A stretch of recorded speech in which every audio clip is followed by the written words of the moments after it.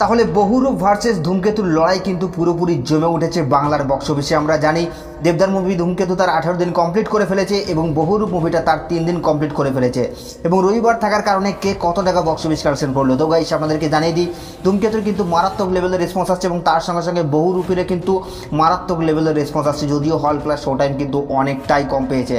তো এখন প্রশ্ন হলো এটাই যে সোহমদার মুভি বহুরূপ তার ডে 3-তে সে কত টাকা বক্স অফিস কালেকশন করলো দর্শকদের কাছ থেকে ভালো রিভিউ পেয়ে। তো গাইস আপনাদেরকে জানিয়ে দিই, বহুরূপ মুভিটা তার অলরেডি ডে 3-তে সে বক্স অফিস কালেকশন করেছে রবিবার থাকার কারণে প্রায় 8 লক্ষ টাকার মতো এবং টোটাল 3 দিনে মুভিটা বক্স অফিস কালেকশন করেছে 18,24,000 টাকা। এবং সেই জায়গায় দাঁড়িয়ে যদি ধূমকেতুর বক্স অফিস কালেকশন নিয়ে কথা বলি, তো ধূমকেতু অলরেডি মাস্টার স্ট্রোক লাগিয়ে দিয়েছে।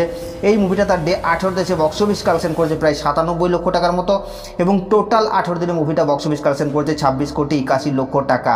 তো গাইস এই দুটো মুভির বক্স অফিস কালেকশন নিয়ে আপনাদের কি মতামত নিচের কমেন্টে অবশ্যই জানাবেন, আর এই সাবস্ক্রাইব করে দাও নেক্সট ভিডিওর জন্য।